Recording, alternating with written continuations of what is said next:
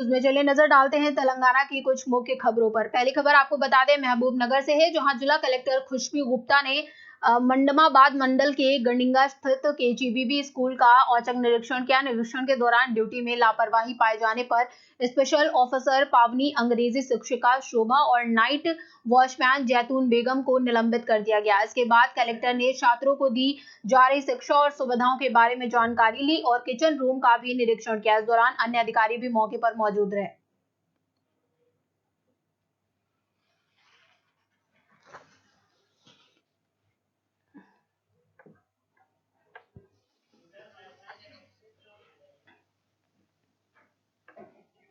लड़कियों की शिक्षा और भविष्य की सुरक्षा हनुमकोंडा की जिला कलेक्टर चाहत बाजपेयी का बाल सदन अचानक दौरा। बाल सदन की लड़कियों को उच्च लक्ष्यों के साथ पढ़ाई करें, उनकी शिक्षा और कल्याण पर विशेष ध्यान दें। कलेक्टर चाहत बाजपेयी हनुमकोंडा 15 अप्रैल 2026। हनुमकोंडा की जिला कलेक्टर चाहत बाजपेयी ने कहा कि लड़कियों के उज्जवल भविष्य के लिए शिक्षा सबसे मजबूत आधार है।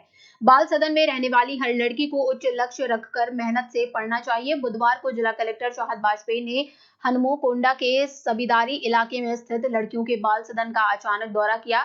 ये बाल सदन महिला विकास एवं बाल कल्याण विभाग के अधीन संचालित है। दौरे के दौरान कलेक्टर ने वहां रहने वाली लड़कियों से प्यार भरी बातचीत की और उनकी पढ़ाई, रहन सहन, भोजन तथा अन्य सुविधाओं की विस्तृत जानकारी ली। उन्होंने बाल सदन में रहने वाली छात्राओं की संख्या, उनके विभिन्न कोर्स, रसोई व्यवस्था और भोजन की गुणवत्ता के बारे में खुद छात्राओं से पूछकर जाना। इसके बाद उन्होंने रसोई का निरीक्षण किया और भोजन की क्वालिटी का जायजा लिया।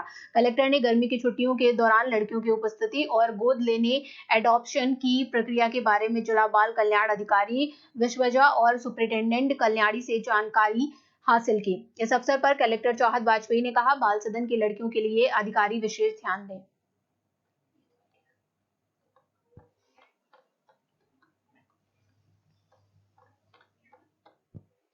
हुकूमती जूनियर कॉलेज के छात्रों ने शानदार नतीजे हासिल किए। जिलाधिकारी चाहत बाजपेयी ने दी बधाई। हनुमकोंडा में इंटरमीडिएट परीक्षा में 990 से ज्यादा नंबर लाने वाले छात्रों को किया गया सम्मानित। हनुमकोंडा 16 अप्रैल 2026। हनुमकोंडा जिले के सरकारी जूनियर कॉलेजों के जीबीवी मॉडल स्कूलों और कॉलेजों के इंटरमीडिएट छात्रों ने परीक्षाओं में उत्कृष्ट प्रदर्शन करते हुए शानदार नतीजे हासिल किए हैं। जिलाधिकारी चाहत बाजपेयी ने इन छात्रों की सफलता की सराहना की और उन्हें बधाई दी। बुधवार को जिलाधिकारी कार्यालय के सम्मेलन हॉल में एक विशेष समारोह आयोजित किया गया, जिसमें हाल ही की घोषित इंटरमीडिएट वार्षिक परीक्षा के मेरिट लिस्ट में शामिल छात्रों को सम्मानित किया गया। समारोह के दौरान छात्रों ने अपने पढ़ाई के सफर, हासिल की गई सफलताओं और भविष्य के लक्ष्यों के बारे में अपने विचार साझा किए। जिलाधिकारी चाहत बाजपेयी ने संबोधन में कहा कि राज्य सरकार छात्रों को बेहतरीन सुविधाएं और प्रोत्साहन उपलब्ध करा रही है। अभिभावकों और शिक्षकों की संयुक्त मेहनत से ही छात्रों ने शानदार नतीजे हासिल किए हैं।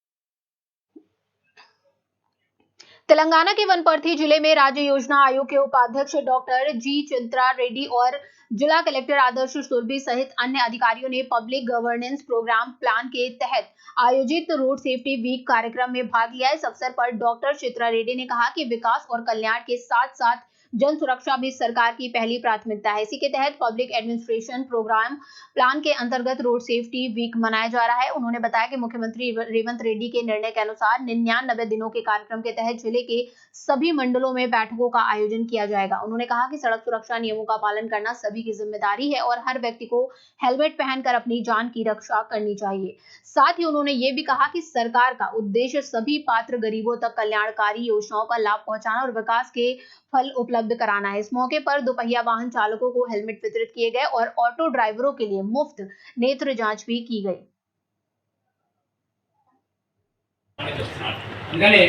మీకు ఎప్పుడు ఏ గొప్ప అవకాశం వచ్చినా మీ ఊరికి ఎంత చేయగలుగుతా అంత చేయండి, మీ మండలానికి ఎంత చేయగలుగుతా అంత చేయండి, మీ జిల్లాకి ఎంత చేయగలుగుతా అంత చేయండి. అదే మనకు జన్మనిచ్చిన ప్రాంతానికి మన రుణం తీర్చుకునే విధానం అనేటువంటి మాట కూడా నేను సవినీగా మనం చేస్తున్నాను. అందుకనే ఈరోజు ఈ కార్యక్రమం అయిన తర్వాత మేము కేవలం 26 మంది దాదాపు మృతి చెందినారు కేవలం రోడ్డు భద్రత రోడ్ యాక్సిడెంట్ వల్ల. దీంట్లో కూడా ఎక్కువ మంది చనిపోయే వాళ్ళు యువతలు ఉన్నారు. పనిచేసే సమయంలో వాళ్ళు చనిపోతున్నారు. వాళ్ళు కేవలం వాళ్ళు ఒక్కలే వాళ్ళ ఇళ్లలో పనిచేస్తున్నారు. వారి ప్రాణాలు పోతే వాళ్ళ ఇంట్లో వాళ్ళని చూసుకోవడానికి ఎవరు లేరు. ముఖ్య కారణం ఏంటిదంటే హెల్మెట్లు పెట్టుకోకుండా మనం 2 వీలర్ మన బండ్లు 2 చక్రాల బండ్లు నడిపే వల్ల యాక్సిడెంట్ అయితే మన మెదడుకు దెబ్బతిని ऑन द स्पॉट डेथ అయిపోతుంది. महबूबनगर में जाति आधारित जनगणना पूर्ण होने पर कांग्रेस का कार्यक्रम। तेलंगाना में जाति आधारित जनगणना के सफल समापन के अवसर पर महबूबनगर टाउन कांग्रेस पार्टी की ओर से तेलंगाना चौराहे पर एक कार्यक्रम आयोजित किया गया, जिसमें पार्टी नेताओं और कार्यकर्ताओं ने भाग लिया।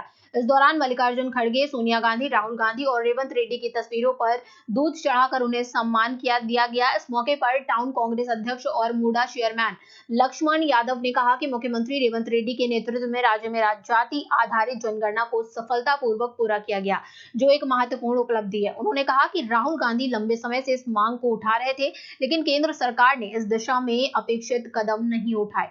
उन्होंने ये भी कहा कि कांग्रेस पार्टी सभी वर्गों के लिए समान अधिकार और सामाजिक न्याय सुनिश्चित करने के लिए प्रतिबद्ध है और ये जनगणना उसी दिशा में एक महत्वपूर्ण कदम है। इस कार्यक्रम में mayor Gummala Mamata, deputy mayor Maripalli Surendra Reddy, वरिष्ठ कांग्रेस नेता Vinod Kumar, NP Venkatesh, DCC general secretary Siraj Qadri, media cell incharge CJ Benhur, Hanwada mandal Congress अध्यक्ष वी महेंद्र सहित अन्य नेता और कार्यकर्ता उपस्थित रहे।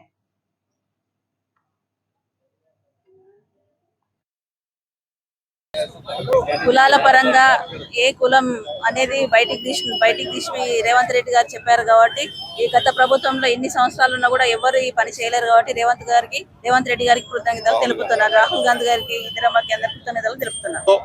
మొట్టమొదటిసారి దేశం మొత్తంలో కూడా మన ప్రభుత్వంలో మన ముఖ్యమంత్రి మన పాలమూరు బిడ్డ రేవంత్ రెడ్డి ఇచ్చిన అందరికీ చోటు ఉండే సముచిత స్థానం లభిస్తుంది. రాహుల్ గాంధీ గారి ఆందోళనలో ఇవన్నీ కూడా జరుగుతాయి. రాబోయే కాలంలో सिद्दीपेट जिला में 16 अप्रैल 2026 राज्य सरकार ने जनता और किसानों के विकास तथा कल्याण के लिए 6 गारंटियों के क्रियान्वयन पर 1000 करोड़ रुपए से अधिक खर्च किए हैं। ये जानकारी जिला कलेक्टर के हेमावती ने दी। जनता प्रशासन प्रगति योजना के 99 दिनों की योजना कार्यक्रम के तहत गुरुवार को जिले के सभी मंडलों में मंडल स्तर की सभाएं आयोजित की गई। इसी क्रम में कोमूर वेली मंडल केंद्र स्थित रायथू वेदिका में आयोजित मंडल स्तरीय सभा में जिला कलेक्टर के हेमावती मुख्य अतिथि के रूप में शामिल हुई और दीप प्रज्वलित कर कार्यक्रम का शुभारंभ किया। इस अवसर पर विभिन्न विभागों के मंडल अधिकारियों ने अपने अपने विभागों द्वारा किए गए विकास एवं कल्याणकारी कार्यों का विवरण प्रस्तुत किया। जिला कलेक्टर ने कहा कि राज्य सरकार के निर्देशानुसार जनता को सरकारी कार्यक्रमों में सहभागी बनाने के लिए 99 दिनों की कार्य योजना लागू की जा रही है। इसके तहत इस महीने की 2 तारीख को जिले की सभी ग्राम पंचायतों में ग्राम सभाएं आयोजित की गई और आज सभी मंडल केंद्रों में मंडल स्तरीय सभाएं हो रही हैं।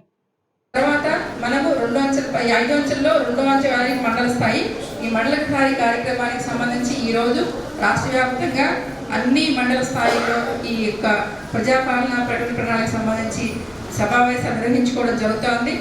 ఈ రోజు మన జిల్లాలో కూడా 26 మండలాల్లో ఈ గ్రామ సభలు మండల స్థాయి సమావేశాలు జరుగుతున్నాయి. దీనిలో భాగంగా నేను కొమ్మరవేలి మండలానికి రావడం జరిగింది. ఈ కార్యాచరణలో భాగంగా మనకి ఆల్రెడీ మనం చెప్పుకున్నాము 99వ కార్యాచరణ ప్రణాళికలో భాగంగా ఒక్కొక్క వారం ఒక్కొక్క థీమ్ని తీసుకొని ఆ అంశాన్ని ప్రత్యేకంగా మనం టేకప్ చేయడం జరుగుతుంది అన్నమాట. ప్రభుత్వము BC welfare, social welfare, tribal welfare, minority welfare ద్వారా అనేక సంక్షేమ పథకాలను అమలు చేస్తున్నాము. అంతేకాకుండా రకరకాల పెన్షన్స్ ఇస్తున్నారు, ప్రభుత్వం వారు ఇస్తున్నారు. ఈ రకంగా అనేక రకాల సంక్షేమ పథకాలు మనకు తెలుసు కదా. ఇప్పుడు ఇందాక 6 గ్యారెంటీస్ చెప్పుకున్నాము, ఇవన్నీ కూడా అమలు చేస్తున్నాం కాబట్టి వీటి గురించి ఆ వారం మొత్తం కూడా ప్రత్యేకంగా మనము చెప్పుకోవడం జరుగుతుంది. మే 4 నుంచి 9 వరకు రైతు సంక్షేమం కోసం ప్రభుత్వం అన్ని సాయిల్ టెస్టింగ్ చేయడము, రైతులకు వివిధ రకాల పంటల గురించి ఎక్స్ప్లెయిన్ చేయడం జరుగుతుంది ఆ వారం మొత్తం కూడా. ఈ రకంగా ప్రభుత్వము ప్రజల వద్దకు పాలన తీసుకెళ్ళాలి, ప్రజలకు అనేక రకాల సంక్షేమ పథకాలు అందించాలి, ప్రజల్ని భాగస్వాములు చేయాలి అని చెప్పి ఉద్దేశంతో ప్రభుత్వం ఈ కార్యక్రమాలు నిర్వహించడం జరుగుతుందండి. ఇప్పటి వరకు మన సిద్దిపేట జిల్లాలో అనేక సంక్షేమ పథకాలు మనం అమలు చేసుకుంటున్నాము. ప్రభుత్వం 6 గ్యారెంటీస్ అమలు చేస్తుంది. దానిలో భాగంగానే మనకి మీ అందరికీ కూడా తెలుసు, మన జిల్లాలో 27,000 రేషన్ కార్డులు కొత్త ఇచ్చాము. అవి కాకుండా ఒక 37,000 కార్డులు న్యూ మెంబర్ ఎలక్షన్స్ కూడా ఇవ్వడం జరిగింది. దాదాపుగా ఎంతోమంది లబ్ధి పొందుతున్నారు. ప్రతి ఏళ్ళ ప్రభుత్వం కూడా మొత్తం కూడా 6,583 మెట్రిక్ టన్నుల ధాన్యాన్ని, బియ్యాన్ని, సన్న బియ్యాన్ని రేషన్ కార్డు ఉన్న వాళ్ళందరికీ కూడా అందించడం జరుగుతూ ఉంది. అలాగనే మన జిల్లాలో ఇప్పటివరకు 241 ఇందిరమ్మ ఇండ్లు మంజూరు చేయడం జరిగింది. దీనిలో భాగంగానే 9,854 ఇళ్ళు గ్రౌండింగ్ అయినాయి. ఇప్పటివరకు మంచిగానే చేశారు, ప్రోగ్రెస్ బాగుంది. ఇంకా కూడా ఇందిరమ్మ ఇల్లు కట్టుకోవాల్సిన వాళ్ళు ఉంటే కనుక తప్పకుండా గ్రౌండింగ్ చేసుకొని వెంబడి కట్టుకుని ఏర్పాటు చేసుకోండి. మళ్ళీ మనకి కొత్తగా ఏప్రిల్ నుంచి మళ్ళీగా కాన్స్టిట్యున్సీకి 3,500 ఇళ్ళు శాంక్షన్ చేస్తారు కాబట్టి మళ్ళీ ఈ సంవత్సరం కూడా మళ్ళీ ప్రభుత్వం శాంక్షన్ చేయడానికి సిద్ధంగా ఉంది. ఈ లోపల వీళ్ళందరూ కూడా కట్టుకుంటే కంప్లీట్ అయితే కనుక అందరూ గృహప్రవేశాలు చేసుకుంటే అందరూ సంతోషిస్తాం. తర్వాత ఇందిరమ్మ ఇళ్లలో మనకి ఇప్పటివరకు ప్రభుత్వం 204 కోట్ల రూపాయలు పూరీలు, ఓకేనా, ఉప్మా ఇక్కడ కొండపాకలో నెక్స్ట్ ఇయర్ అకాడమిక్ ఇయర్కి కొండపాకలో వస్తుంది. పిల్లలు అక్కడ చేర్పించుకొని మంచిగా చదివించుకోండి. తమ కుటుంబ జీవిత బీమా అనే పథకాన్ని ప్రభుత్వము మనకి జూన్ నుంచి ప్రారంభించడం జరుగుతుందండి. ప్రతి కుటుంబంలో ఎవరు చనిపోయిన కుటుంబంలో సంపాదించే వ్యక్తి ఆకస్మికంగా మరణిస్తే ఆ కుటుంబానికి ఈ పథకం కింద ప్రభుత్వం ఆర్థిక భరోసా కల్పిస్తుంది. జూన్ 2 నుంచి ఈ పథకం అమల్లోకి వస్తుందండి. ఈ కుటుంబం రోడ్డు పడకుండా ఉండడం కోసం ప్రభుత్వము 5 లక్షల రూపాయలు ఈ ప్రమాద బీమా కింద, జీవిత బీమా కింద ప్రభుత్వం అందించడం జరుగుతుంది అన్నమాట జూన్ 2 నుంచి, ఓకేనా. అలాగనే మీకు ఆల్రెడీ చెప్పాము, దివ్యాంగులైనటువంటి ఇంటర్మీడియట్ స్టూడెంట్స్కి మోటరైజ్డ్ వెహికల్స్ ఇవ్వడం కోసం ప్రభుత్వం ఈ పథకాన్ని ప్రవేశపెడుతుంది. ఎవరైతే కనుక ఈ పిల్లలు ఉన్నారో, దివ్యాంగులు ఉన్నారో వాళ్ళు ఆన్లైన్లో సోషల్ వెల్ఫేర్ డిపార్ట్మెంట్కి, women and child welfare department ఉంది, ఇది దివ్యాంగులకు సంబంధించిన శాఖ కాబట్టి వీళ్ళ వెబ్సైట్లో మనకు అప్లై చేసుకుంటే ఆ వెహికల్స్ అందజేయడం జరుగుతుంది. సాయిల్ని ఫర్టైల్ చేసుకోవాలంటే కెమికల్స్ తగ్గించేసి, యూరియాలు తగ్గించేసి, కెమికల్స్ అన్ని తగ్గించేసి మెల్లగా మళ్ళీ మనకు గోఆధారిత వ్యవసాయానికి మనం వెళ్ళగలిగినప్పుడు మళ్ళీ సాయిల్ ఫర్టైల్ అవుతుంది. తప్పకుండా మంచి ఆహారం ఉంటుంది, మనం ఆరోగ్యంగా ఉండడానికి అవకాశం ఉంటుంది.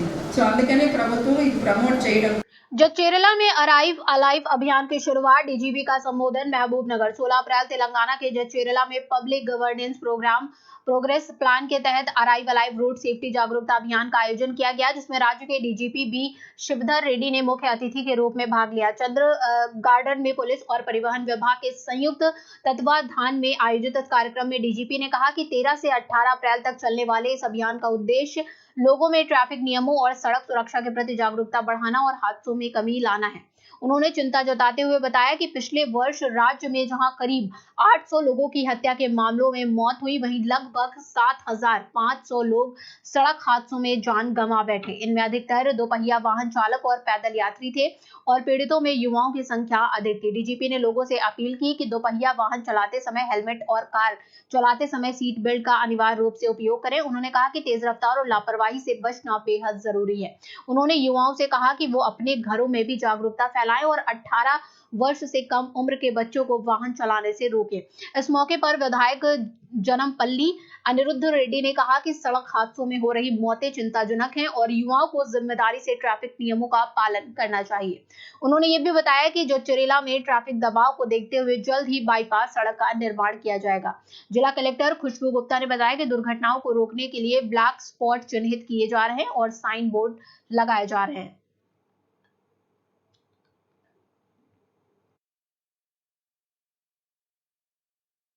ఇంత ప్రొడక్టివిటీలో ఉన్న వాళ్ళు, ఇంత ఇంపార్టెంట్ ఏజ్లో ఉన్న వాళ్ళు, దేశానికి సమాజానికి చాలా అవసరం ఉన్న వాళ్ళు మరణిస్తే సమాజానికి ఎంత పోతుంది, ఆర్థిక పరిస్థితి ఎంత పోతుంది అన్నిటికంటే మించి వాళ్ళ ఫ్యామిలీస్ తప్ప వాళ్ళపైన ఆధారపడిన వాళ్ళు తల్లిదండ్రులు ఉండవచ్చు, భార్యలు ఉండవచ్చు, చిన్నపిల్లలు ఉండవచ్చు, వాళ్ళందరూ పెద్ద అవుతుంది. కాబట్టి దీన్ని ఎట్లా కానీ కంట్రోల్ చేయాలి, ప్రోగ్రామ్ యాక్సెస్ కంట్రోల్ చేయాలి.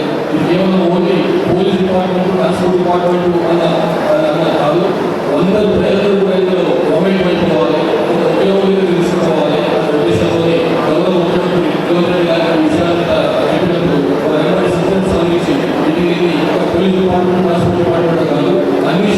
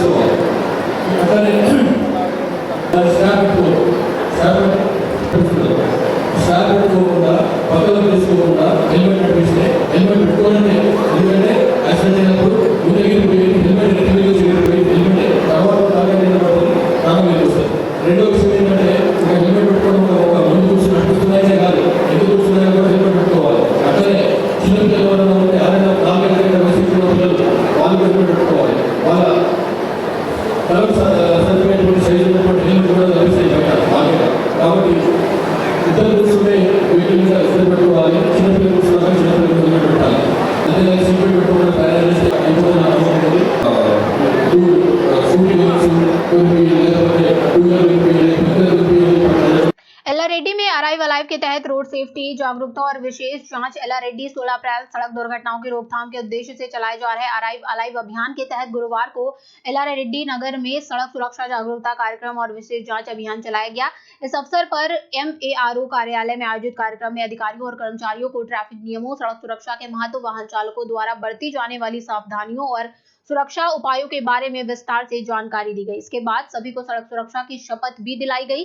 कार्यक्रम में एमआरओ प्रेम कुमार, डिप्टी तहसीलदार श्रीनिवास, एमपीओ प्रकाश, कार्यालय कर्मचारी और अन्य लोग उपस्थित रहे। इसके अलावा शहर में विशेष चेकिंग ड्राइव चलाकर वाहन चालकों के ड्राइविंग लाइसेंस, रजिस्ट्रेशन सर्टिफिकेट और अन्य दस्तावेजों की जांच की गई। ट्रैफिक नियमों का उल्लंघन करने वालों को जागरूक करने के साथ साथ उनके खिलाफ कानूनी कार्रवाई भी की गई। पुलिस ने सभी नागरिकों से अपील की कि वो सड़क सुरक्षा नियमों का पालन करें और सुरक्षित यात्रा सुनिश्चित करें।